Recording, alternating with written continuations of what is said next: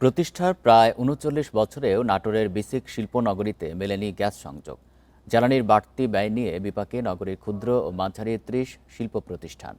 প্রতিযোগিতায় টিকতে না পেরে বন্ধ হয়ে গেছে বেশ কয়েকটি কারখানা, আগ্রহ হারাচ্ছেন উদ্যোক্তারা। গ্যাস না থাকায় বড় কোনো শিল্প স্থাপন হয়নি।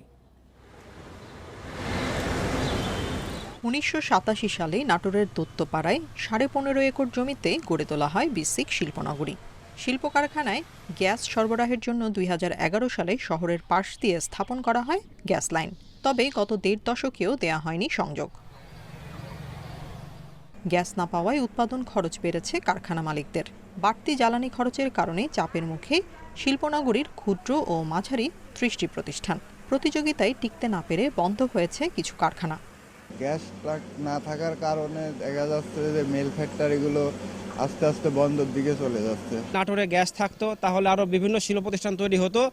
বিসিকে কাজ না হলেও অন্য কোথাও শিল্প প্রতিষ্ঠান থাকলে সেখানে আমরা কাজ করতে পারতাম। উৎপাদন ব্যয় বেশি হওয়ার কারণে আমরা প্রতিযোগিতা টিকতে পারি নাই বিধায় আমি শেষ পর্যন্ত আমার কারখানাটা বিক্রি করতে বাধ্য হয়েছি।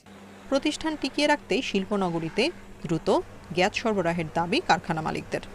স্টিল কারখানা, মুড়ি ফ্যাক্টরি এবং গ্যাস ব্যবহৃত অনেকগুলো ফ্যাক্টরি, তারা ওই একই লস খেয়ে তারা অর্থনৈতিকভাবে পঙ্গু হয়ে যাচ্ছে। আমার সরকারের কাছে একান্ত অনুরোধ যে বিসিক শিল্পনগরী এবং নাটোরে গ্যাস দিতে হবে। বিসিক শিল্পনগরীতে গ্যাস সংযোগ পেলে নতুন নতুন কারখানা স্থাপন ও এলাকায় কর্মসংস্থান বাড়বে। এটি এলাকার অর্থনীতিতে ভূমিকা রাখবে বললেন কর্মকর্তা। নাটোর জেলাতে যদি গ্যাস নিয়ে আসা হয় তাহলে নতুন নতুন ইন্ডাস্ট্রি তৈরি হবে এবং অনেক উদ্যোক্তা আগ্রহ সহকারে ইন্ডাস্ট্রি স্থাপনে আগ্রহী হবে এবং নতুন নতুন কর্মসংস্থানের সৃষ্টি হবে।